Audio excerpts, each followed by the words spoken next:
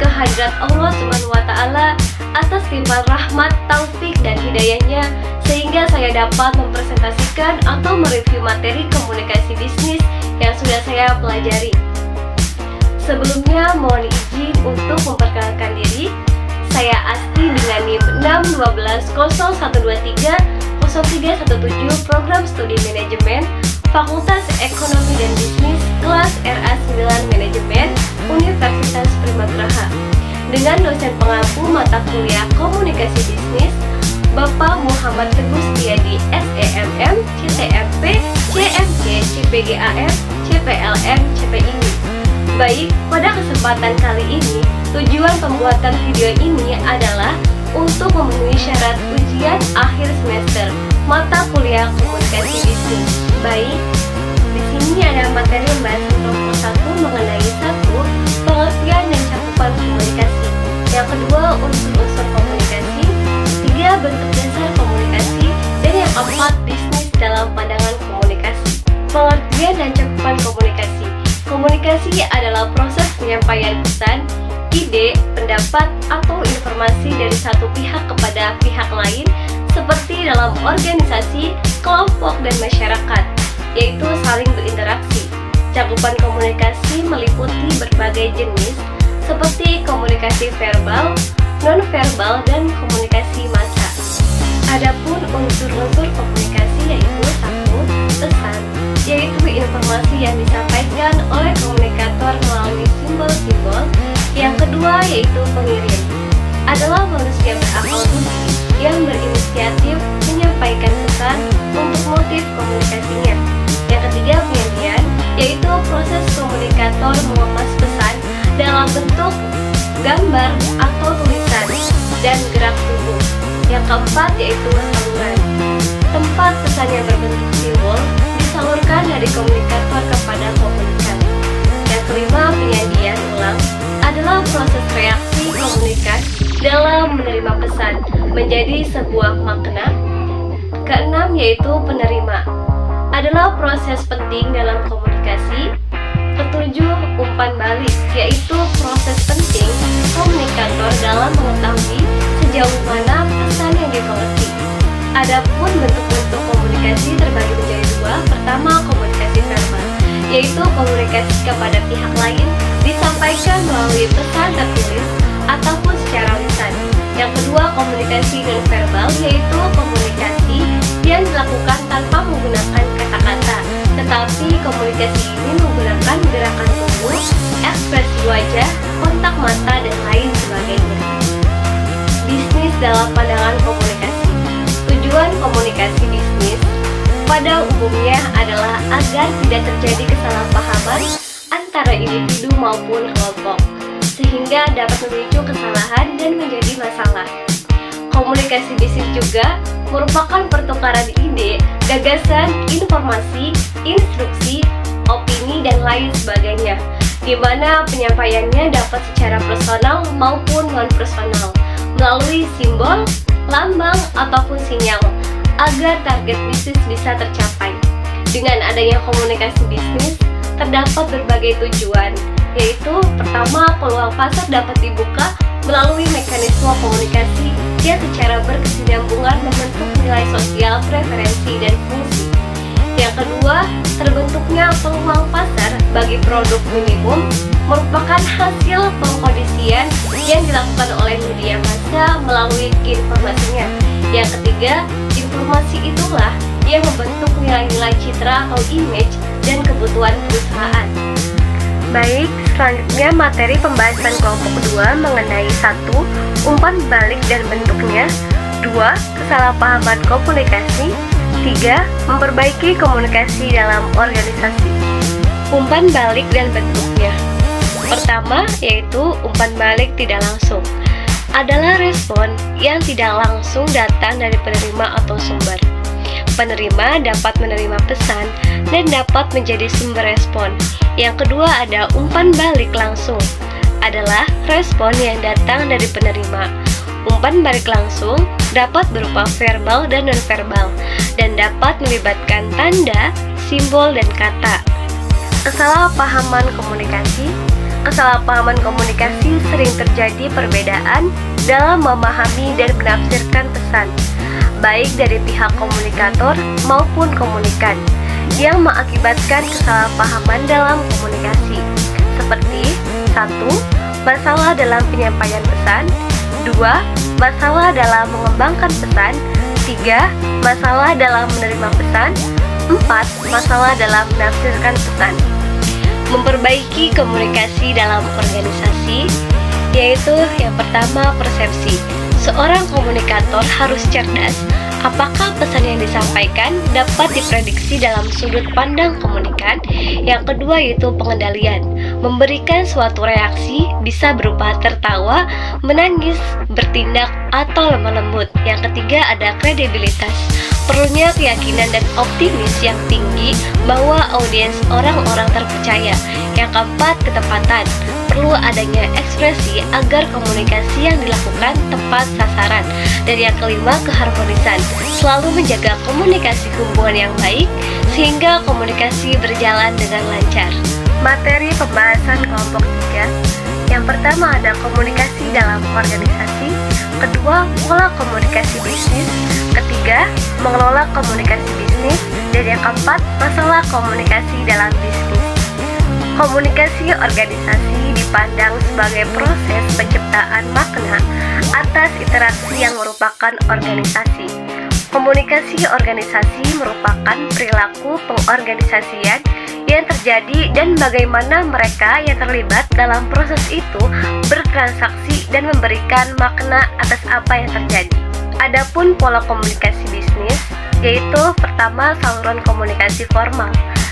1. Komunikasi dari atas ke bawah, yang kedua komunikasi dari bawah ke atas, yang ketiga komunikasi horizontal, dan yang keempat komunikasi diagonal. Saluran komunikasi informal meliputi dalam jaringan komunikasi informal, orang-orang yang ada dalam suatu organisasi tanpa memperdulikan jenjang, hierarki, pangkat, dan kedudukan atau jabatan, mereka dapat berkomunikasi secara luas. Mengelola komunikasi bisnis. Mengelola komunikasi bisnis ada beberapa cara. Yang pertama, membangun hubungan baik. Yang kedua, menjadi pendengar yang aktif. Yang ketiga, memberikan instruksi yang jelas.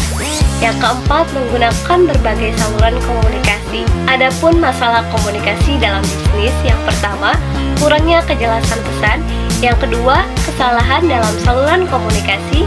Yang ketiga, kurangnya umpan balik. Yang keempat, hambatan budaya dan bahasa. Dan yang kelima, komunikasi internal yang kurang baik. Materi kelompok 4 tentang jenis-jenis komunikasi. Jenis-jenis komunikasi berdasarkan penyampaian, berdasarkan perilaku, berdasarkan kelangsungannya, berdasarkan maksud dan tujuan komunikasi, berdasarkan ruang lingkup komunikasi, berdasarkan penyampaiannya. Yang pertama ada komunikasi verbal atau lisan yang terjadi secara langsung, contohnya dialog dua orang atau lebih yang terjadi secara tidak langsung, seperti komunikasi lewat telepon. Yang kedua, komunikasi nonverbal atau tertulis, contohnya naskah yang digunakan untuk menyampaikan kabar secara kompleks, gambar, dan foto, akibat tidak bisa dijelaskan oleh kata-kata atau kalimat. Jenis-jenis komunikasi berdasarkan perilaku. Yang pertama, komunikasi nonformal. Tugas pekerjaan atau organisasi, contohnya rapat evaluasi proyek yang sedang dilaksanakan. Yang kedua, komunikasi formal, yaitu komunikasi yang terjadi antara organisasi atau perusahaan, contohnya seminar. Yang ketiga, komunikasi informal, yang terjadi di organisasi atau perusahaan yang tidak ditentukan oleh struktur organisasi, contohnya kabar burung, desas-desus, dan lain sebagainya. Jenis-jenis komunikasi berdasarkan kelangsungannya. Yang pertama yaitu komunikasi langsung, adalah komunikasi tanpa adanya perantara, orang ketiga, ataupun media komunikasi. Contohnya percakapan secara tatap muka, di mana dua orang berbicara secara langsung di kafe ataupun di kantor. Yang kedua yaitu komunikasi tidak langsung, yaitu komunikasi dilakukan melalui bantuan media sosial. Contohnya seperti berbicara melalui telepon yang berbeda tempat. Selanjutnya ada jenis-jenis komunikasi berdasarkan maksud dan tujuan. Yang pertama itu pidato, kedua ceramah, yang ketiga wawancara, keempat diskusi, kelima negosiasi, dan yang keenam memberikan tugas. Jenis-jenis komunikasi berdasarkan ruang lingkupnya. Yang pertama, komunikasi internal, yaitu komunikasi yang terjadi di organisasi atau perusahaan dapat dibedakan menjadi komunikasi vertikal, horizontal, dan diagonal. Yang kedua, komunikasi eksternal, yaitu komunikasi antara organisasi atau perusahaan dengan pihak masyarakat, meliputi promosi, pameran, dan corporate social responsibility atau CSR. Selanjutnya, ada pun materi kelompok 5 mengenai komunikasi bisnis terhadap perusahaannya. Ada pengertian, kelebihan, kekurangan, dan cara yang benar dalam berkomunikasi terhadap perusahaan. Komunikasi bisnis terhadap perusahaan, yaitu proses penyampaian informasi, ide, dan pesan secara efektif dalam konteks bisnis untuk mencapai tujuan perusahaan. Komunikasi ini mencakup interaksi internal atau antar karyawan dan eksternal, yaitu dengan pelanggan, mitra, atau pihak lain, guna meningkatkan produktivitas dan membangun hubungan dan mendukung pengambilan keputusan yang strategis. Kelebihan komunikasi bisnis dalam perusahaan: yang pertama, meningkatkan efisiensi operasional, yang kedua, mendukung pengambilan keputusan, yang ketiga, membangun hubungan yang baik, yang keempat, meningkatkan produktivitas, dan yang kelima, meningkatkan reputasi perusahaan.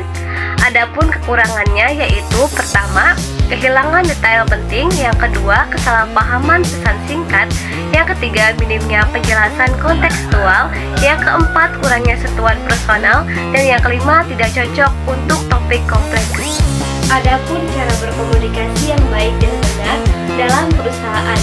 Yang pertama yaitu gunakan salam dan perkenalan. Contohnya, yang terhormat Bapak Ibu Pimpinan, perkenalkan saya Rahma dari PT Senyum Abadi, bagian pemasaran. Yang kedua yaitu langsung ke tujuan utama. Contohnya, saya ingin menanyakan informasi terkait peluang kerjasama dalam pemasaran digital. Yang ketiga yaitu gunakan bahasa yang sederhana dan profesional, dan pilihlah kata-kata yang sopan, langsung, dan tidak ambigu. Yang keempat yaitu sertakan detail penting. Contohnya, kami ingin menjadwalkan pertemuan pada minggu depan untuk mendiskusikan proposal yang telah kami kirimkan pada tanggal 15 Januari 2025. Dan tutup dengan kalimat aksi dan terima kasih. Contohnya, terima kasih atas perhatian dan kerjasamanya. Selanjutnya yaitu kita akan membahas tentang materi sekolah UTS.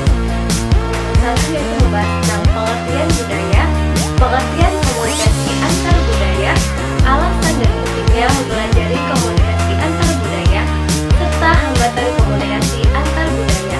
Untuk kelompok kedua yaitu membahas tentang etika komunikasi melalui teknologi, serta peran teknologi informasi melalui internet di dalam komunikasi bisnis.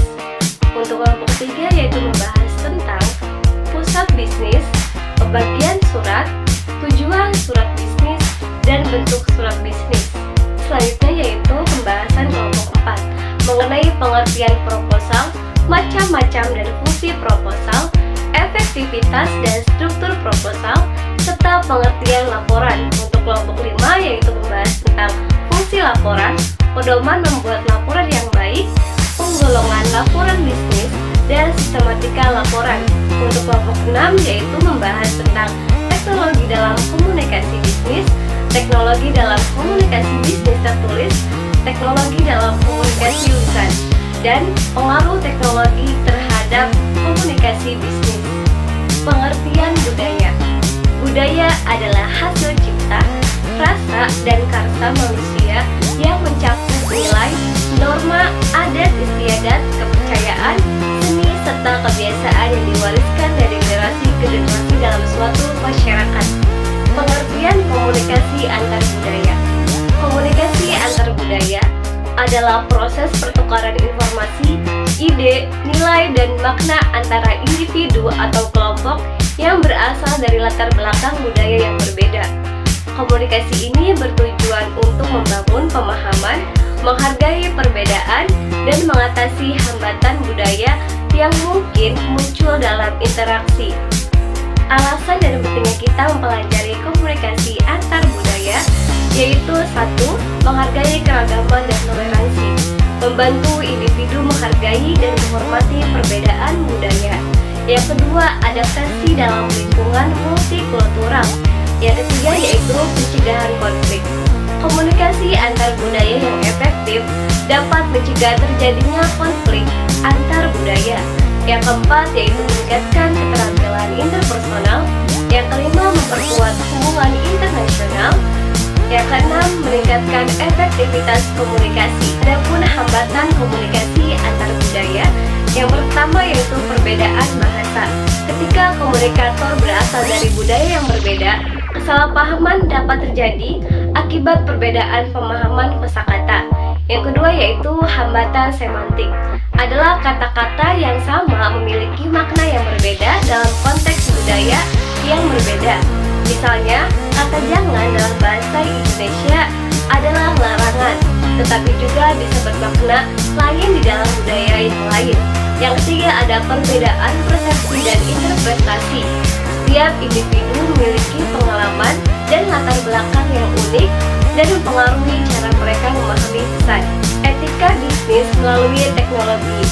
Etika komunikasi melalui teknologi adalah serangkaian prinsip, norma, dan nilai yang mengatur cara kita berinteraksi menggunakan perangkat teknologi seperti ponsel, email, media sosial, dan platform komunikasi digital lainnya.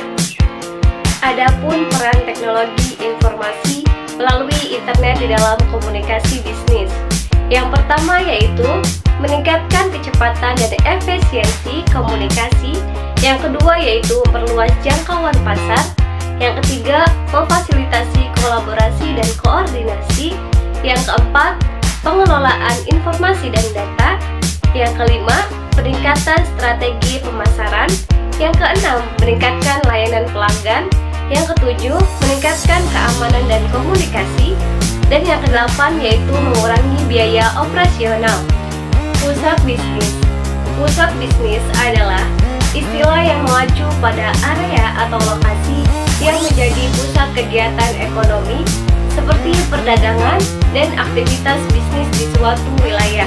Contohnya, toko, kantor, atau perusahaan. Adapun bagian surat berdasarkan sifatnya, yaitu pertama, surat resmi.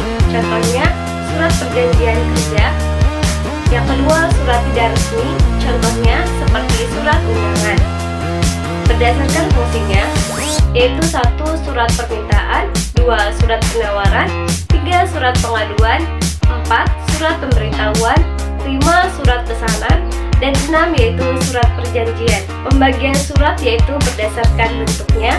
Ada surat formal, menggunakan format baku, kop surat, nomor surat, dan tanda tangan resmi. Fungsi dan tujuan surat dalam komunikasi bisnis yaitu adalah sebagai alat dokumentasi. Surat berfungsi sebagai bukti tertulis yang dapat diarsipkan untuk referensi di masa depan.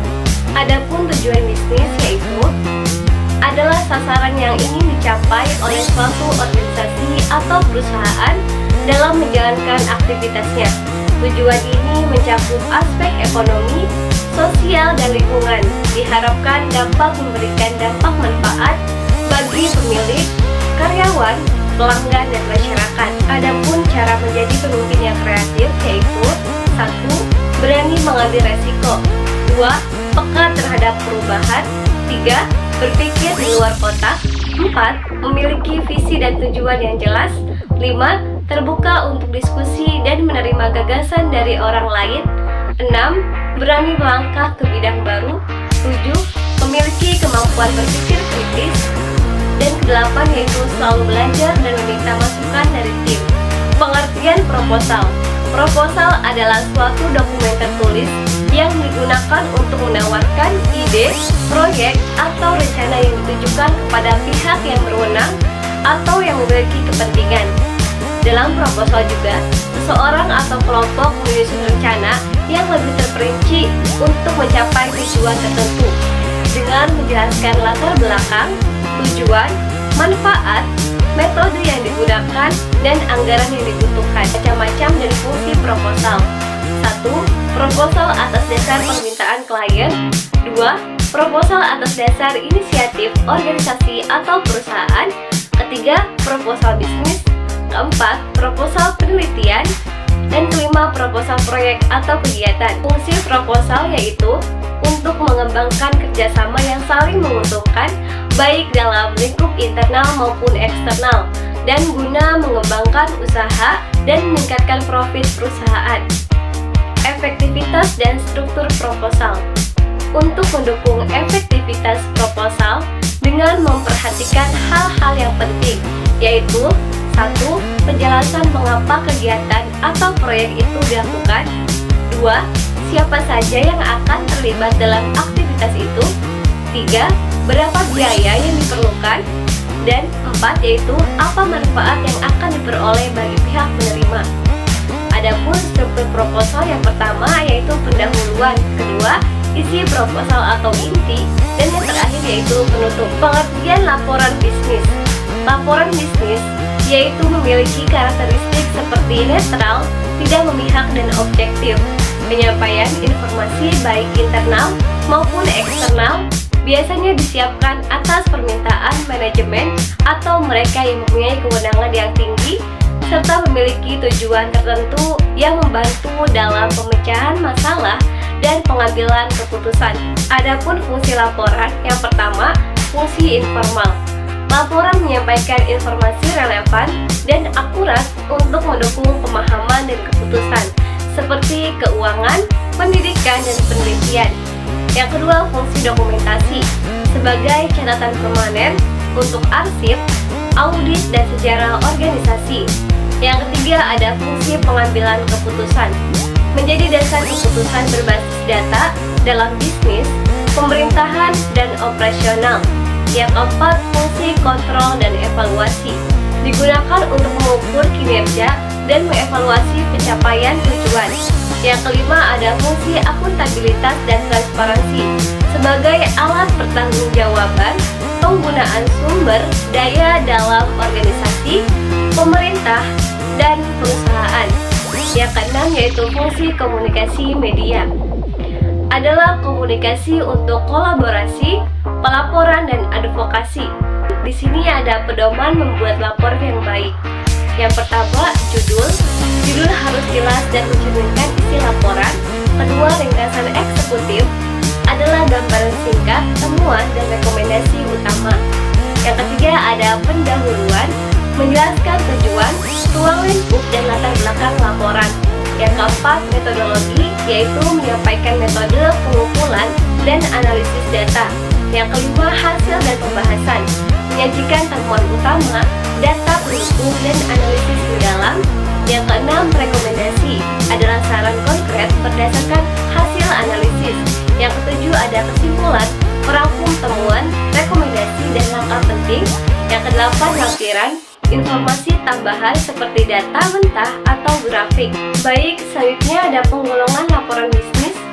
Menurut fungsinya, laporan bisnis terdiri dari laporan informasional yang menyajikan fakta tanpa analisis atau rekomendasi, dan laporan analitikal yang menganalisis fakta, menyimpulkan, dan memberikan rekomendasi.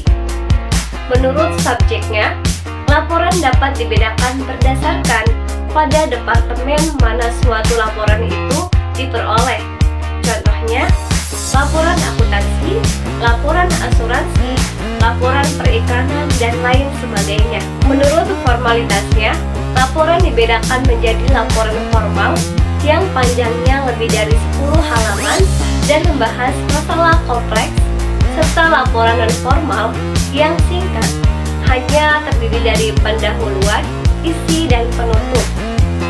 Menurut keasliannya, laporan dibedakan menjadi laporan otoritas yang dibuat atas permintaan atau kuasa orang lain, laporan sukarela yang dibuat atas inisiatif sendiri, laporan swasta yang dibuat oleh perusahaan swasta, dan laporan publik yang dibuat oleh lembaga pemerintah atau yang dibiayai oleh negara. Adapun sistematika laporan adalah urutan bagian-bagian dalam sebuah laporan. Sistematika laporan dapat berbeda-beda tergantung jenis laporan yang dibuat, misalnya laporan penelitian, laporan kegiatan, atau laporan percobaan. Berikut ini adalah beberapa komponen yang biasanya terdapat dalam sistematika laporan. Ada halaman judul, abstrak, daftar isi, pendahuluan, tinjauan pustaka, metodologi, hasil dan pembahasan, kesimpulan dan saran, serta daftar pustaka dan lampiran. Teknologi dalam komunikasi bisnis. Teknologi memainkan peran penting dalam komunikasi bisnis modern, memfasilitasi efisiensi, kecepatan, dan efektivitas penyampaian pesan. Platform kolaborasi online seperti Microsoft Teams dan Zoom, email dan pesan instan seperti Customer Relation Management, media sosial seperti Instagram, Facebook, dan WhatsApp, automasi seperti chatbot dan AI membantu pelanggan mitra bisnis dengan cepat.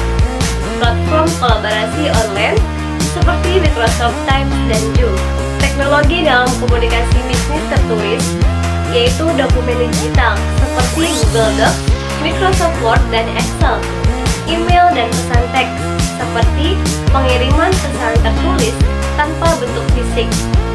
Ada Essence Center seperti platform DocuSign untuk pengesahan dokumentasi elektronik, template dan automasi seperti pembuatan laporan, surat resmi, dan materi promosi.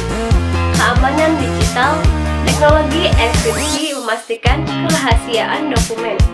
Teknologi dalam komunikasi lisan, ada video conference seperti Zoom, Google Meet, Microsoft Teams. Telepon dan VIP seperti Skype atau WhatsApp, voice assistant dan EA digunakan untuk pengenalan suara dalam layanan pelanggan. Rekaman audio atau video seperti long, perekaman lisan untuk disampaikan kapan saja. Pengaruh teknologi terhadap komunikasi, ada dampak positif. Pertama, kemudahan akses informasi. 2. Efisiensi dan produktivitas. 3. Fleksibilitas waktu dan tempat. 4. Pengurangan biaya. 5. Meningkatkan keterhubungan. Adapun dampak negatifnya yaitu 1. Menurunnya kualitas interaksi tatap muka. 2. Komunikasi yang kurang personal. 3. Ketergantungan pada teknologi. 4. Penurunan kemampuan sosial dan gangguan dalam hubungan pribadi. Dan yang kelima yaitu informasi yang salah atau hoax dan privasi terganggu. Adapun pengaruh teknologi terhadap komunikasi, ada dampak positif. Pertama, kemudahan akses informasi. 2. Efisiensi dan produktivitas. 3. Fleksibilitas waktu dan tempat. 4. Pengurangan biaya. Dan yang kelima, meningkatkan keterhubungan. Adapun dampak negatifnya yang pertama yaitu menurunnya kualitas interaksi tatap muka. Yang kedua, komunikasi yang kurang personal. Ketiga, ketergantungan pada teknologi. 4. Penurunan kemampuan sosial dan gangguan dalam hubungan pribadi. Dan yang kelima yaitu informasi yang salah atau hoax dan privasi terganggu. Baik, kesimpulan dari materi ini tentang komunikasi bisnis yaitu komunikasi adalah elemen inti dalam bisnis dan organisasi. Pemahaman terhadap berbagai jenis, pola, dan hambatan komunikasi sangat penting untuk efektivitas operasional.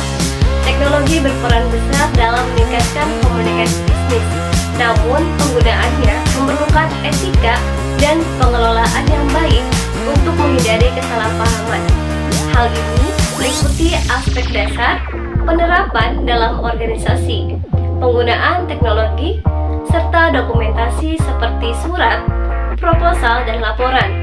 Komunikasi yang baik membutuhkan pemahaman budaya, etika, serta kemampuan mengelola teknologi untuk meningkatkan efektivitas dalam bisnis. Sebagai penutup presentasi ini, saya ingin mengutip pernyataan dari Walt Disney. Dia mengatakan, semua impian pasti bisa Anda wujudkan jika Anda memiliki keberanian untuk mengejar mereka. Artinya, jika Anda punya impian, maka genggam impian tersebut. Yakini dan kejar. Percayalah bahwa impian Anda pasti bisa Anda wujudkan. Demikianlah penjelasan saya mengenai materi komunikasi bisnis. Mohon maaf jika ada salah-salah kata, karena kebenaran itu datangnya dari Allah SWT dan kesalahan datangnya dari saya pribadi.